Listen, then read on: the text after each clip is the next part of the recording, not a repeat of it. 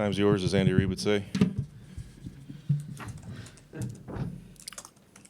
So, were there concerns about Andrew Booth's medicals, about his ability to get on the field? When we have those discussions, we had him in the draft room today. That's why we have our medical meetings and we do all the intensive medical, Indy rechecks, and then all the medical meetings we had. We felt comfortable with his medical. And he had I saw a report he had another core muscle surgery. Is that right? I don't want to get into the details of it, but he's looks like he should have a fine recovery. A lot of guys get the same surgery, always have positive results, same surgeon, all that kind of stuff. So, I think he's gonna be fine. Tough kid. As you guys in the room saw those corners kind of coming off, is that what necessitated maybe the move up to make sure you got him? It was more or less, we wanted somebody that we, all had a strong consensus on, that coach and Kwesi and the group had really kind of narrowed. And he's kind of the guy that, of course, we wanted to get him because he brings a lot to the table.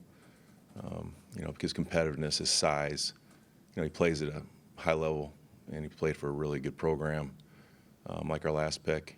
So he can hit the ground running in a lot of ways as a pro. He was the guy we wanted, and it was nice that Kwesi, Rob, and the group were able to maneuver and work the board and get, trade back, get value, and then move back into pick when we found our target. So it was just, you got to find the sweet spot, and I think Kwesi did, and went and got our guy. I apologize if it's been sent out, but what did you give up to Indianapolis for this pick? I don't have it in front of me, but I had so many numbers run through my head right now because there's so many possible trades. Do you have that? No. Off the top of your head, he played outside and inside, it looked like, at Clemson. I mean, how do you guys look at him and in this particular defense especially?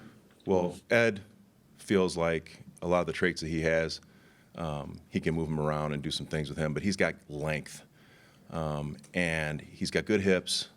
He can turn the ball over. He's got really good ball skills. But me personally, I feel like doing him this fall, the one thing that stuck out about Andrew Booth, besides his athleticism and the way he competes, just how much he cares, he just seems like a guy that just, it speaks to his background too and his football character. He loves football. He's a football junkie. That's all I tell you there. He's really devoted to the game, loves the game, and his passion shows on the field. I feel like he really cares, and that comes through when you watch his play. And when the ball's in the air, he's going to attack it. And if he, another real encouraging thing is if he does make a mistake, you can kind of pick out points in the film where he makes up for it. So he's a really intense competitor, and like the word dog is thrown around a lot, but you see a lot of that on film, and I think that was the consensus too, with just the cluster of corners, that's one thing that really shows through with him, and that's the kind of guy you want at that position that will just compete rep after rep, no matter how we're utilizing him, if it's in press or if he's off or wherever Ed chooses to put him. I think he's going to come through for us. You look at him as a guy that could be a potential plug-in and play guy, maybe even start as a rookie? I mean, I think that's up to him. He's got to get healthy and get here and get with our coaches. And, I mean, I think, the one great thing about our staff that I've seen so far is how adaptive they are and how open they are to utilizing guys' strengths. That's just, music to any personnel man's ear, and I know it is to Kwesi, and that's a reflection on Coach, because he really fosters that kind of attitude in terms of development. Because if, this thing's dead in the water if we don't develop players, and they have that. Coach is always talking about it, and it's such a huge component to success through the draft. How much of a priority was it to rebuild the secondary? Well, I mean, obviously, we got Pat P back, which is awesome. That was a start, and there's the nice thing is too with Coach and new blood coming in. It's a clean slate, and it's going to be about competition, I believe. I think, Coach is really good about, being honest with the players, being fair and upfront, and I think that the best players will play. Good. What Just one more. Just what's I guess your experience been like just working with Kwesi in his first draft, and how I guess have you helped kind of guide him? You know, I'm always there.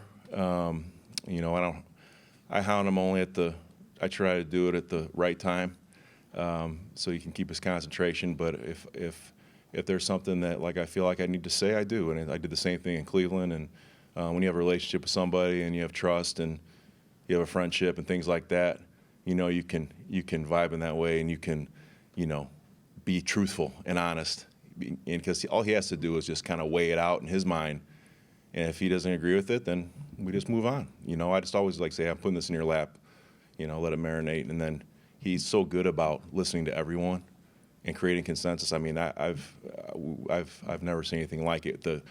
The broad scope of how many people and different avenues the information comes from different backgrounds, whether it's data, you know, an assistant coach, you know, a scouting assistant. Like everyone's got a voice, and he's for real with that. I mean, everyone has been involved, and so that's been awesome to see. He's a dynamic general manager, I'll say that, and it's been fun to watch him work. And he doesn't really, you know, get flustered or break a sweat in there, even when things are kind of starting to pop. I mean, I feel like he's in his element, you know, moving around the board and, you know, doing the math. He's special in that way.